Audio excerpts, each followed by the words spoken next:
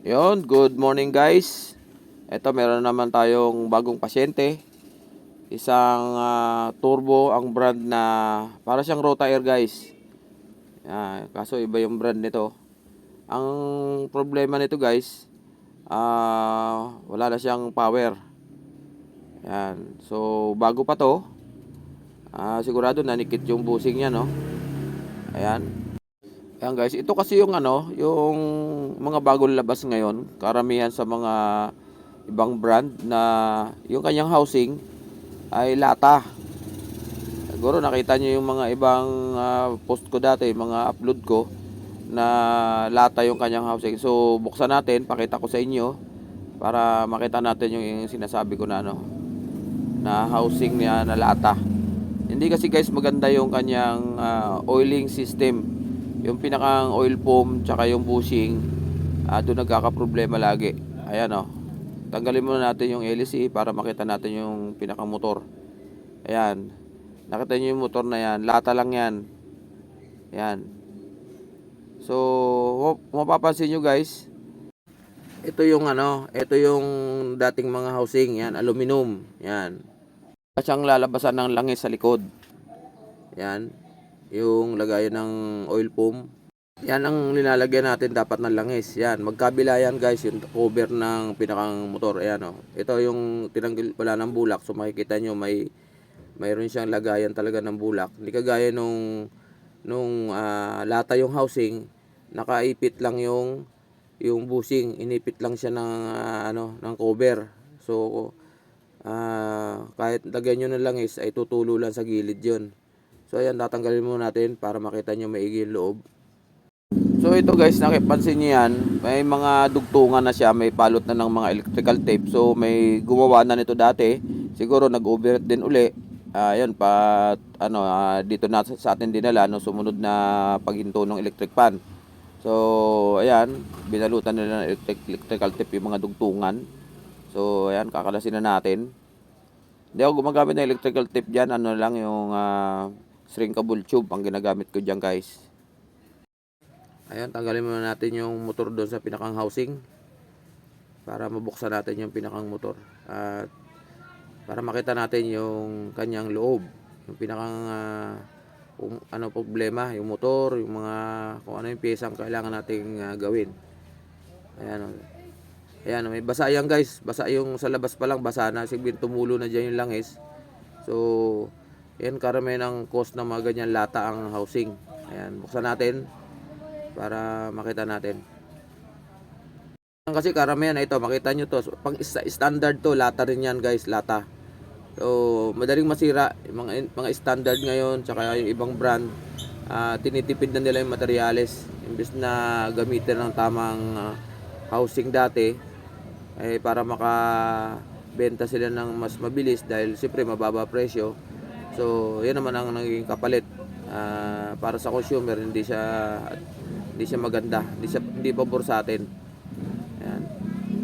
So ayan, mura yung presyo pero hindi natin alam na in the long run, puro repair ang aabutin. Ayan. So ayan na yung rotor niya. Makinis pa naman guys yung yung shafting.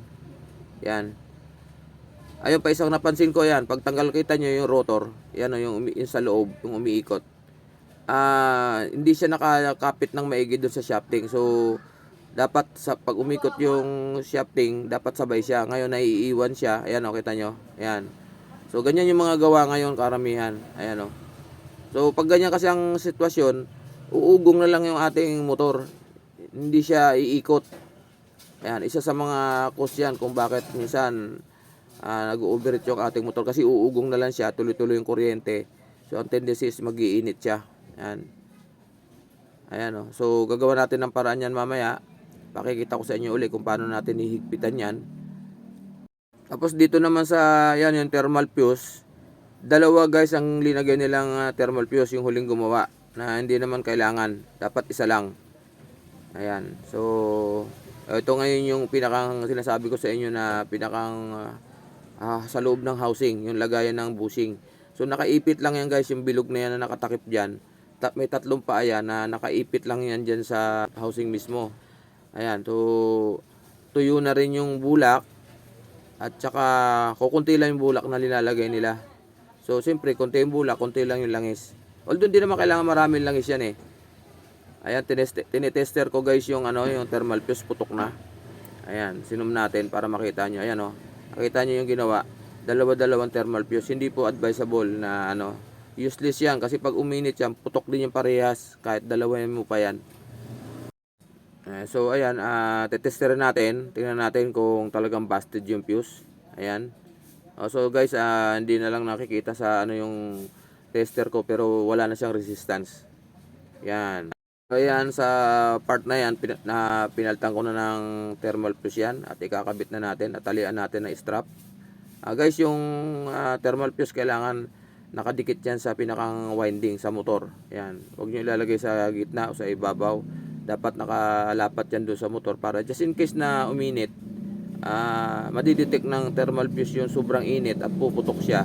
Save yung motor natin, hindi siya masisira basta-basta. So yan, lilagyan ko pa nga ng ng maliit na insulator yung pinakang ulo ng thermal fuse para medyo tumagal siya bago siya pumutok, kasi overheating talaga ang kalaban nito. Yan, so okay lang naman na dagdagan natin ng konting insulator yung ulo ng thermal fuse para medyo hindi siya masyadong sensitive. Kaya, 'di ba, nakita niyo naman kanina, dinalawa-dalawa pa, akala niyo siguro mapoproteksyonan niya yung motor ng dalawang thermal fuse. Hindi naman ganun din ang mangyayari doon. Puputok at puputok 'yon. So ayan na, tinatalian natin bago natin isara. Ayan, dalawa o kaya tatlong strap lang. Kailangan lang kasi nakaipit yung mga dugtungan niyan sa loob, tsaka nakalapat yung thermal fuse. So putulin natin yung mga tira-tirang yung dulo ng ating strap. Plastic strap yan guys. Ayan. So guys, dito naman sa part na to, ito naman yung pinakang capacitor niya. So check natin siya kung ano ang resistance niya, ay yung kanyang capacitance pala, I mean. At kailangan testerin natin yan. Tingnan natin kung nagbago ba siya o bumaba, kung okay pa siya. Kasi usually pag nag-overheat lagi ang ating electric fan, nagbabago yung kanyang capacitance, bumababa. Yan ang karamihan nakakasira ng capacitor. Pag nasira ang capacitor natin, karamihan may cause yan, overheating. So, siyempre papalitan natin, 'di ba? So, wag natin namang papalitan agad na hindi natin ginagawa ng paraan yung cost, 'di ba? So, dapat overhaulin natin 'yan. Ano natin yung bulak, yung pinakang oil pump niya. Sigurado natutuyuan 'yan, kaya siya nag-overheating na. So, lagyan natin ng langis. Hindi yung palit agad. Hindi pa natin na-check kung ano yung cost.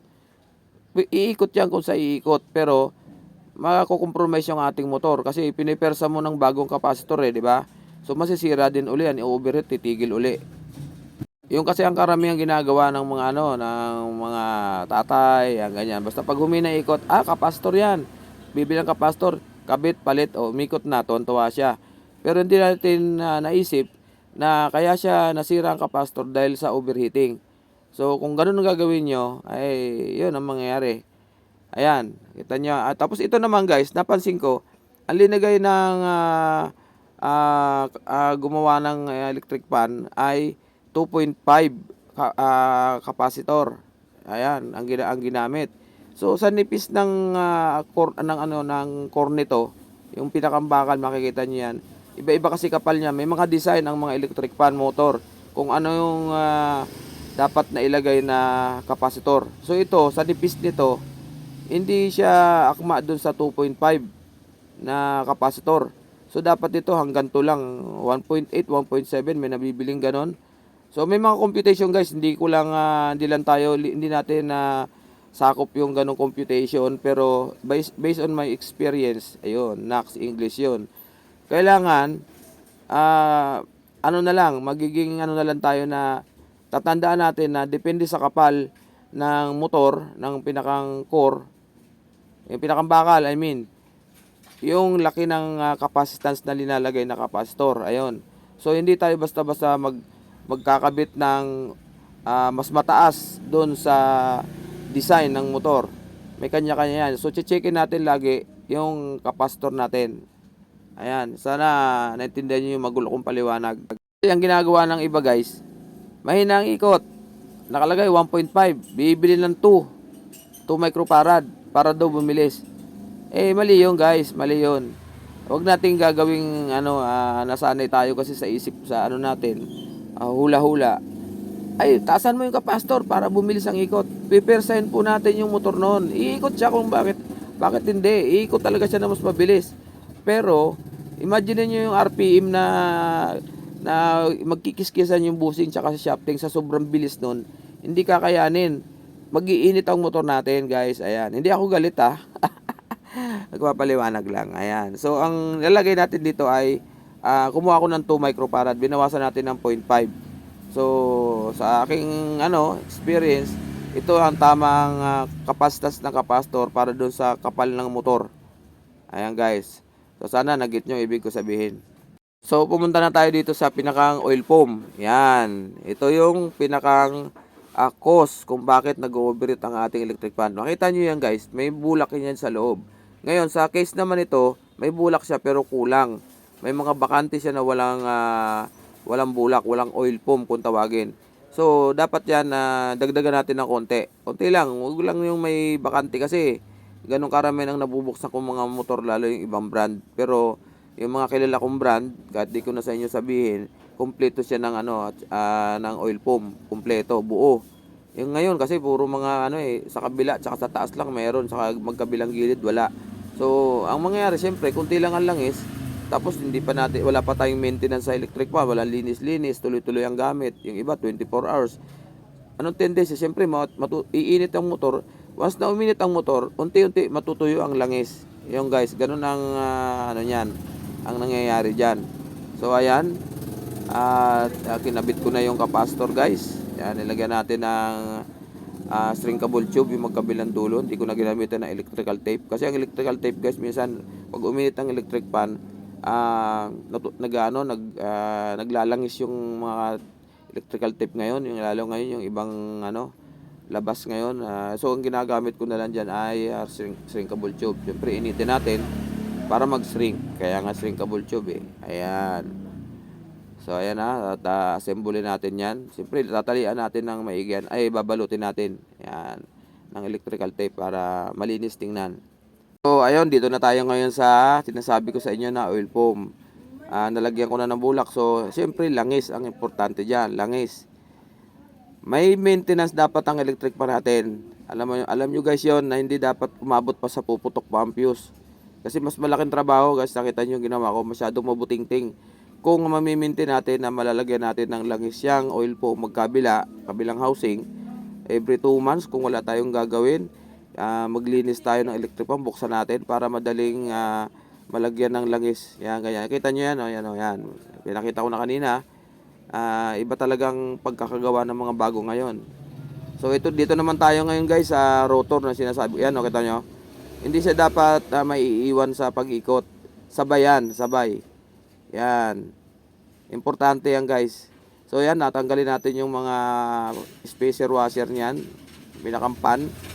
At tatanggalin muna natin yung pinakang rotor. So bago natin tanggalin, kumuha tayo ng panukat, yung pinakang distansya na kung gaano kahaba yung nakausli sa kabila. Yan ang ginamit ko diyan, yung pinagputulan ng strap. Yan, kita niyo yan, pantay. So pagbalik niyo mamaya, yun ang gagamitin natin panukat.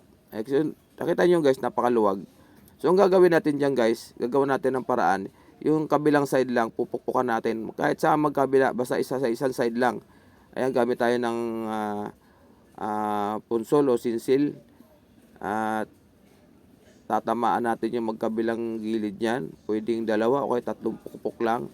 Para sumikip lang siya guys. Kabila lang ang pupukpukan natin Huwag natin pupukpukin yung kabila. Yan, kasi dito natin ipapasok yung shafting. Once na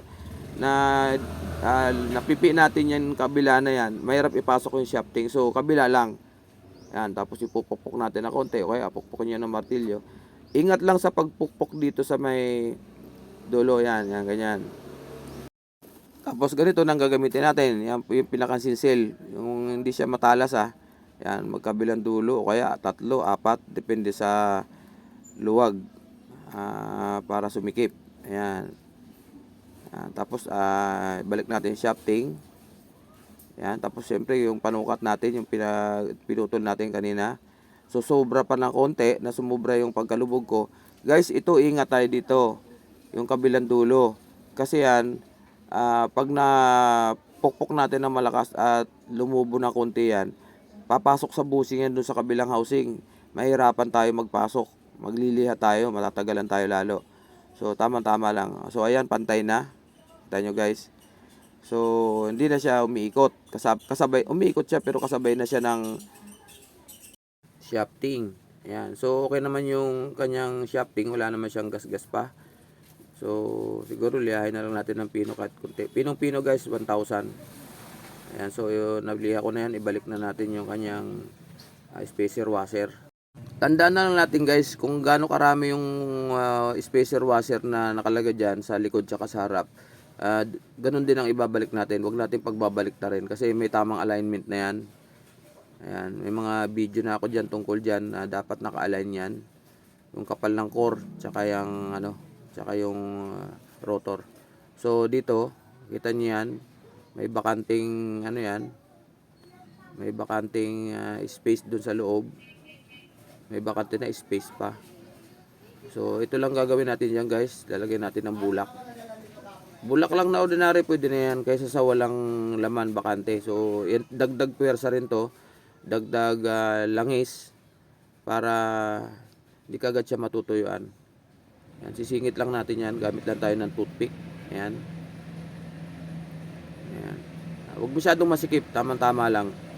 Para madaling maka-absorb ng langis ang bulak. Kasi pag sobrang siksik, minsan hindi pumapasok yung langis dun sa bulak sa loob. So useless din. So kaya tama-tama lang. Ayan. Pipilit natin na ipasok sa loob. Tama-tama lang siya. Karamihan kasi guys, sinabi ko sa inyo kanina, karamihan kasi sa mga electric fan ngayon, kulang yung bulak. Ayan. Tapos alam mo naman yung mga materialis ngayon, yung mga shafting, bushing, mga local na, hindi na kagaya dati nung araw na ang mga bushing tsaka shafting meron siyang bronze na halo, yung manilaw-nilaw siya, kaya mas matitibay yung guys. Kasi yung mga bronze na bushing tsaka shafting, may parang nagsi-self oiling properties siya. Kaya kung mapapansin nyo, mas matitibay yung mga electric pan nung araw dahil sa materialis yan. Ngayon, siyempre, cost cutting ang mga gumagawa ng mga ganitong electric pan para pababaan kasi ng presyo guys, ang labanan Kaya gaya niyan, lata, imbis na aluminum. Siyempre, mas mahal ang aluminum. So, para makasabay sila sa presyo sa market, nagmimeno sila sa materialis. Naipaliwanag ko na rin dati yan dahil nga halimbawa sa mga showroom, sa mga tindahan, isang brand na napakataas ang presyo pero maganda ang materialis na ginamit, mga pyesa, naiiwan sa store, hindi kagad nabibili. So nag-isip sila ng strategy para makasabay sila sa presyo na mas mababa, magmimeno sila sa materialis. So ganun na nangyayari guys. Reality yan, real talk natin yan guys.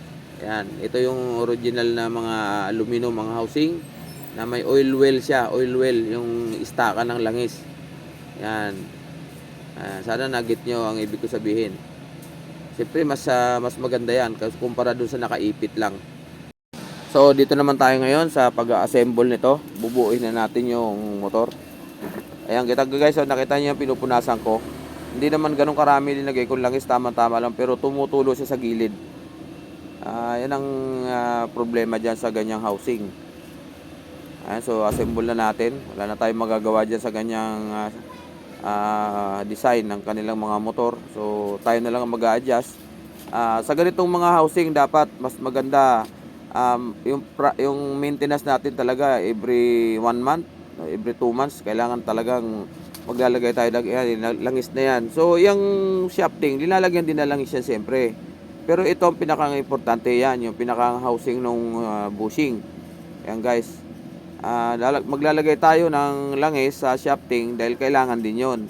Kasi isa rin nakasanayan natin, pag ayaw umikot, may naikot, papatakan ng langis yung shafting.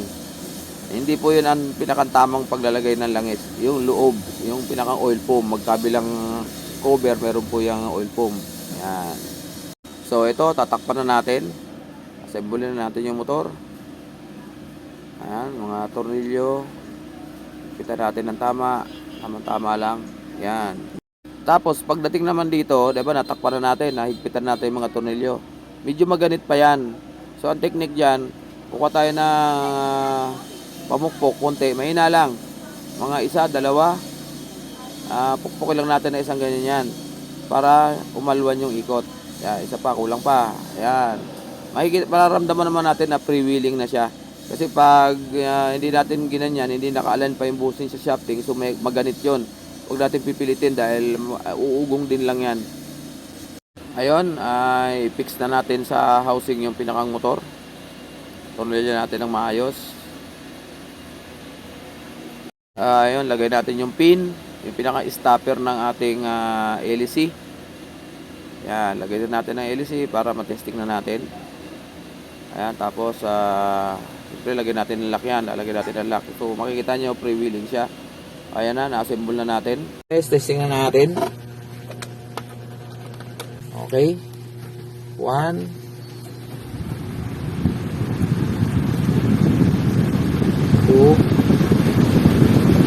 3. Okay.